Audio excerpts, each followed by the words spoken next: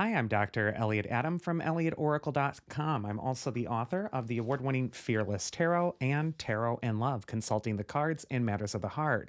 Both books are published by Llewellyn. So if you like my approach to tarot, which is based on personal empowerment instead of fear, doom, and gloom, you're going to get a lot out of these books.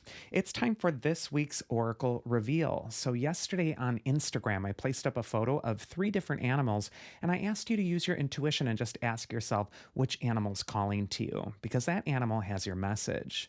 And the 3 animals were the armadillo, the frog, and the butterfly. So if you're just joining me now, ask yourself which animal is getting caught in your head. It doesn't have to be your favorite animal, it just has to be the one that's sort of nagging at you unconsciously. First animal we're going to go into is the armadillo spirit. And this card says set healthy boundaries. And armadillo has the armor. So this animal can indicate the importance of boundaries right now. You don't have to invite in any sort of energy just because, people are demanding that. The armadillo could say that it's time to be selective about who you're allowing in. Also, when we need to put up boundaries, sometimes it's because we're sensitive to the environment that we're in or the energies of other people. And so boundaries are going to be so important for you, keeping your energy field clear this next week. First card for armadillo is where it's best to place your focus this next week. And appropriately, we have the Queen of Cups. The Queen of Cups is the queen of the water element in the tarot, which has all to do with feelings and emotions. And when the Queen of Cups comes up, she could indicate that you're just feeling a little bit more sensitive than usual. Also, the Queen of Cups holds the most elaborately decorated chalice in the tarot. It's decorated with angels. And she puts all of her emotional waters in this cup, not just the good ones like joy and happiness and bliss, but also the other ones like grief, sadness. All feelings are honored by the Queen of Cups. And this could be a time when you're needing to create some boundaries with others so that you can process your own feelings.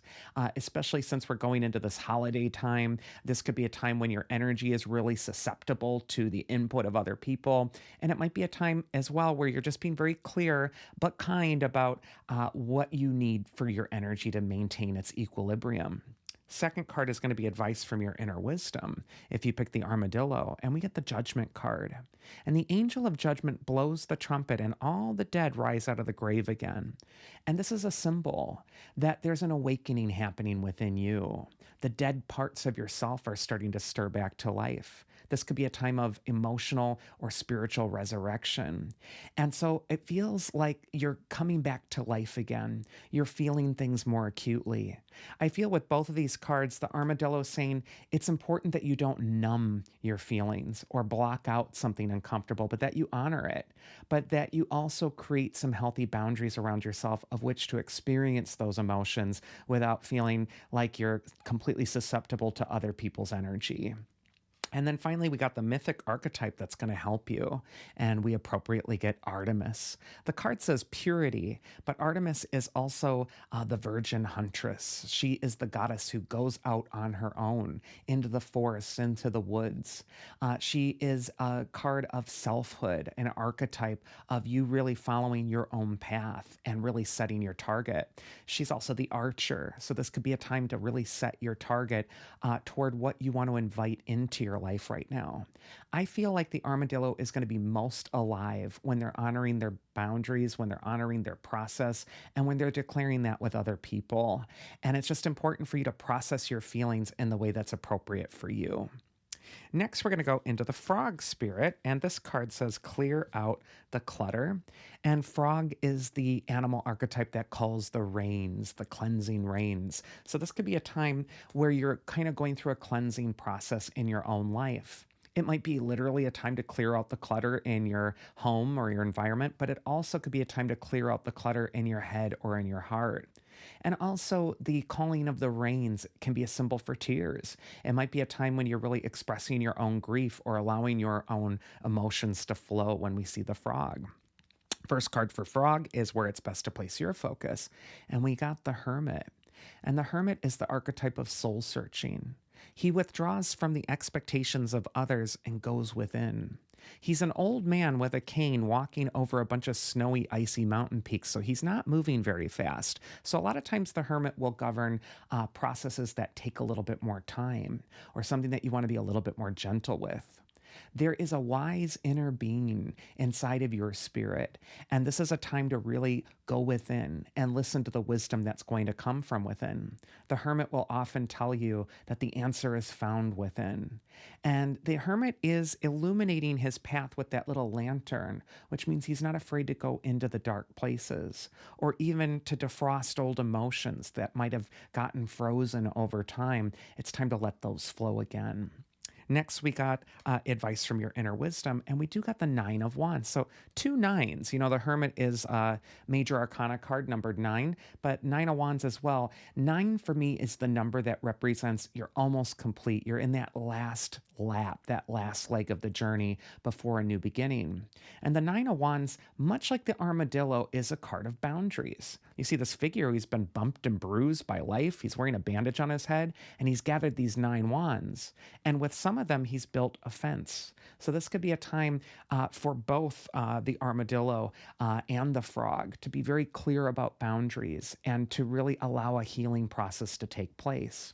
This is also kind of indicating that for the frog, you're kind of in this last lap, this last pass around of an issue or something that's been difficult for you before you come into that completion. And I think turning inward is going to be so helpful to find the wisdom and strength to persevere.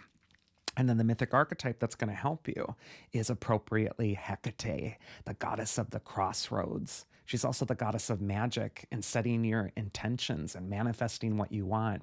Hecate will often come up when you're at a crossroads in your life and when it's important that you choose your next step carefully. None of these cards is about rushing. It's all about taking your time and really being intentional about which path you're choosing and whether or not it's in alignment with your best good. And then finally, we have the butterfly animal spirit. And this card says transformation is beautiful. And butterflies are known for transformation from going to one state to another or going through one state to another. Butterfly could also just indicate that a rebirth is imminent and you're kind of going through that inner transformation right now. And it's important that you're honoring it because it does take courage to change your viewpoints, to change how you look at things. First card for butterfly is where it's best to place your focus.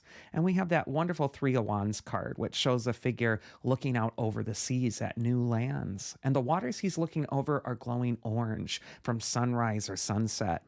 And this could indicate that the sun is setting on one part of your life and there is a transformation taking place and there's a rebirth that's assured.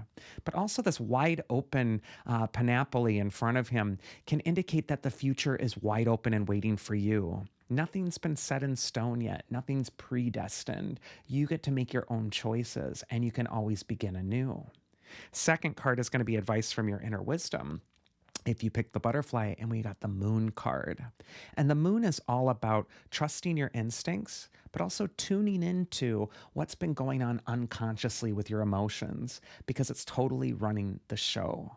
A lot of people in life go through life without ever even reflecting on what's going on within. They're just on automatic. The moon in Latin is luna, where we get our word in English, lunatic, from. And what this can illustrate is that when we don't pay attention to what's going on within us, or we're not listening to that deeper emotional undercurrent and understanding it, it can sort of go on automatic and make us feel unlucky or even crazy, or like things just are out of whack. They're just out of balance. And why is this always happening to me? Why am I so frustrated or angry? And it's because those feelings need to be listened to. So the moon is just telling you to trust your own instincts and to tune inward. And the mythic archetype that's going to help you is Dionysus, who is the god of ecstatic freedom. He can indicate that it's time to transcend the mundane, what's been worrying you, what's been just kind of getting on your nerves, and it might be a time to get a bit more free. You might also need to get out of a cycle that you've been locked into and find another way. The Dionysian archetype can say that the status quo is no longer going to serve you. And it's time to break things up and to maybe even rebel against that status quo in order to free yourself towards your best potential. And that is this week's Oracle reveal. I do hope you enjoyed it. If you did, you can always check me out at elliotoracle.com and schedule a one on one session with me there. Otherwise, I hope you all have a safe and happy week and do take care.